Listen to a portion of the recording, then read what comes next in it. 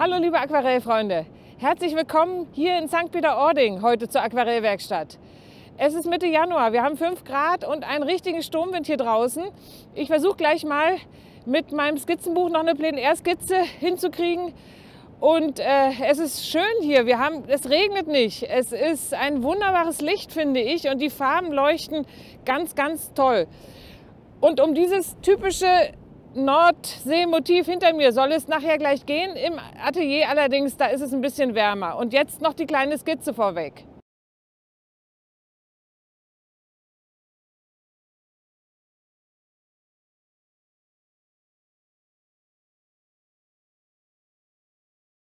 Hallo liebe Aquarellfreunde, herzlich willkommen jetzt hier im Atelier in der Aquarellwerkstatt. Es ist ein bisschen wärmer hier und ich glaube, wir machen es uns gemütlich und malen jetzt nach einem Foto dieses schöne norddeutsche Motiv.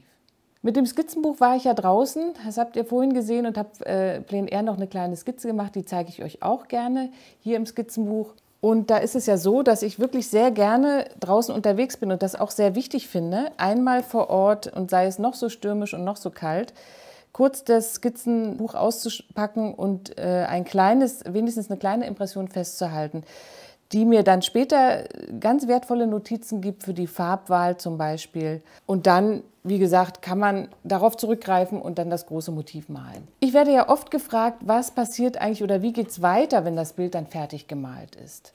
Ihr seht, wenn ich das Blatt ablöse vom Holzbrett, dann ist es doch sehr gewellt. Das ist durch diese unterschiedliche Wasserzugabe. An manchen Stellen kommt mehr Wasser drauf, an manchen weniger Wasser. Ist es dann, obwohl ich dieses 300 Gramm Büttenpapier, was ja eigentlich schon sehr gutes Papier ist, verwende, ist es sehr, sehr gewellt. Man muss es also pressen und ich sage immer, gemalt ist es relativ schnell, aber danach sind einige Arbeitsschritte nötig bei einem Aquarell, um das dann wirklich präsentabel dann herzeigen zu können. Und ich habe gedacht, ich mache darüber mal einen kleinen Film. In dem geht es ums Pressen des Papiers, um das Passepartout-Schneiden und um die Einrahmung. Und diesen Film werde ich nächsten Samstag rausbringen, und zwar für meine Unterstützer-Community. Ihr habt ja unter dem Video den Link zu Steady. Dort gibt es eben unsere Unterstützerseite, die ich vor einem Jahr eingerichtet habe, die jetzt mittlerweile über 100 Mitglieder hat. Und ja, ich muss sagen, dieser monatliche Scheck von YouTube, der rettet mich gerade im Moment tatsächlich in dieser schweren Zeit. Und wir freuen uns über jeden, der sagt, Mensch, da mache ich noch mit, mir ist das wert, ich unterstütze die Aquarellwerkstatt. Vielen, vielen Dank dafür. Und jetzt geht's los. Zunächst feuchte ich die Fläche für den Himmel mit klarem Wasser an. Dabei spare ich das Pfahlhaus aus. Hier soll nachher nur das Papierweiß stehen bleiben.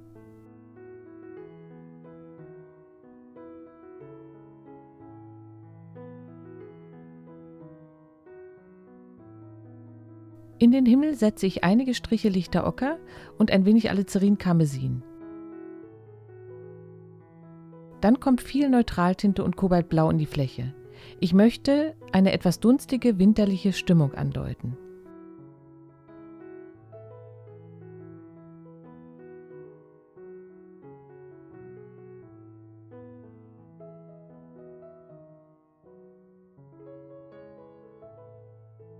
Jetzt geht es weiter mit der ganz entfernten Wasserfläche im Hintergrund. Hier versuche ich mit relativ trockenem Pinsel ein wenig Glitzern auf dem Wasser zu erzeugen.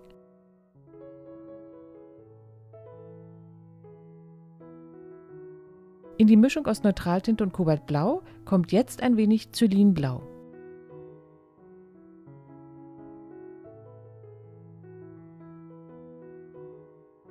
Nun male ich mit viel Wasser und unterschiedlichen Blautönen die Wattpfütze im Mittelgrund. Der entfernte Strandabschnitt, auf dem das Haus steht, wird mit Sienna gebrannt, an die nasse blaue Fläche angefügt. Die einzelnen Farben sollen sich ohne harte Ränder ganz weich ineinander bewegen. Dafür muss ich die Wassermenge im Pinsel gut steuern.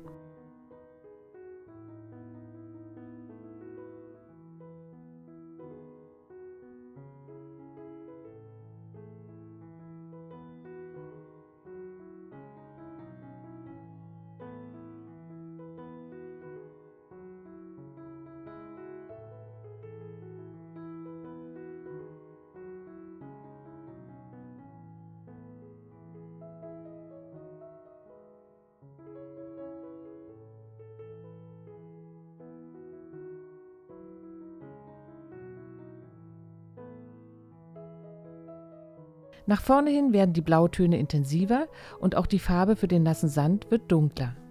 Hierfür mische ich in das Sienna gebrannt ziemlich viel Ultramarinblau und ein bisschen Neutraltinte hinein.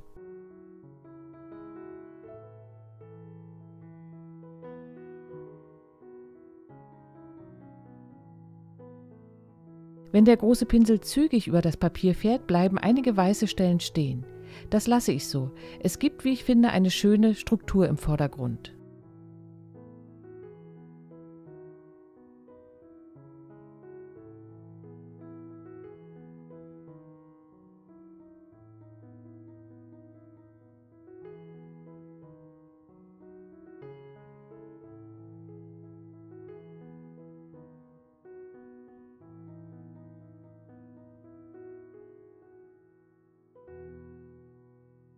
Nach dem Trocknen feuchte ich die Fläche oberhalb der Horizontlinie mit klarem Wasser noch einmal an.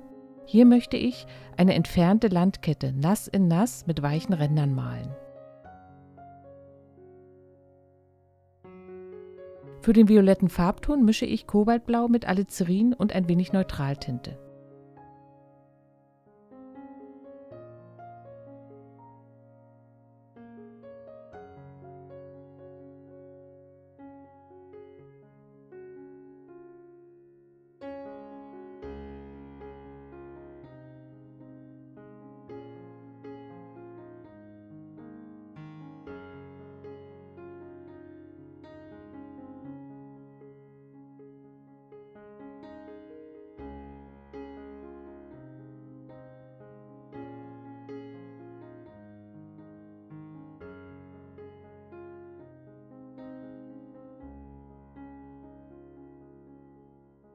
Mit der gleichen Farbe, die ich jetzt noch im Pinsel habe, setze ich einige Schattenlinien in die Wasserfläche weiter vorne im Bild.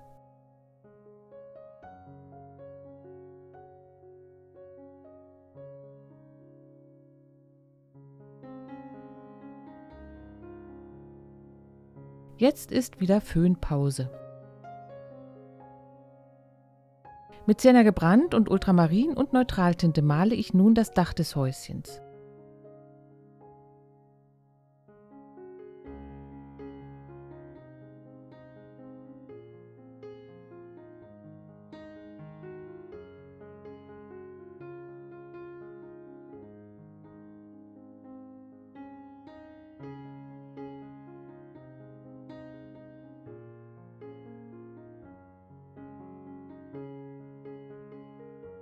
Die Mischung variiert ständig, sodass die Pigmente noch ein Eigenleben behalten. Die Konsistenz der Farbe ist nun etwas dicker.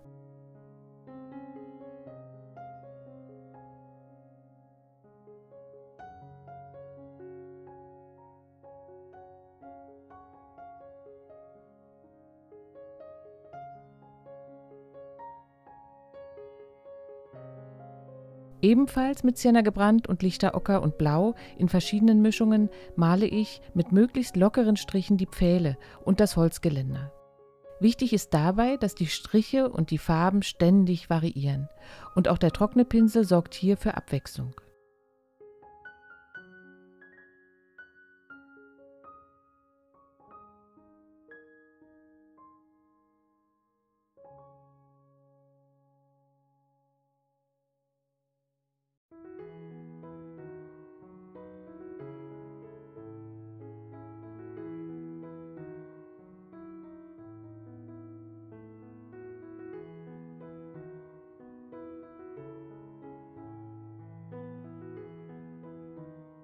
Es ist Winter und das Geländer ist stellenweise abgebaut. Hier rechts stehen einige Holzteile auf dem Strand.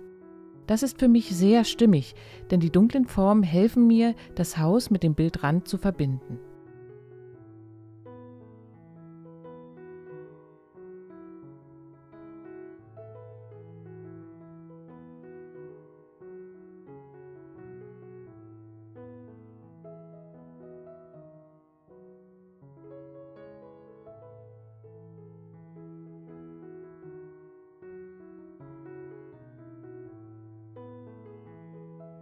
Den Schatten unter dem Dach male ich mit einem Strich lichter Ocker und einem anschließenden Violettton.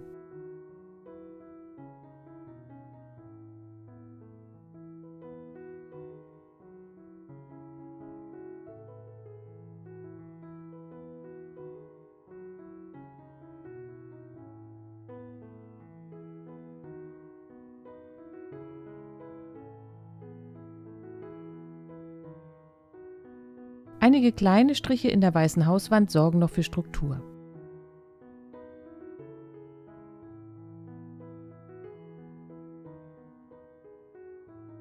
Die Pfähle spiegeln sich natürlich im Wasser.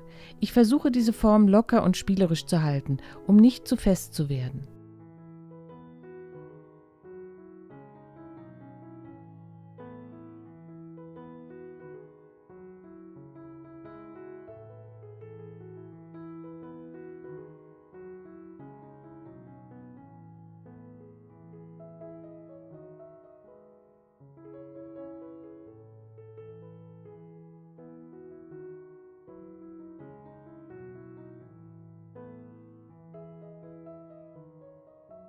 So, jetzt fehlen nur noch die Möwen. Schön ungleichmäßig verteilt und in verschiedenen Größen. Ich hoffe, mein Motiv hat euch wieder Freude gemacht und nun wünsche ich viel Spaß beim Ausprobieren.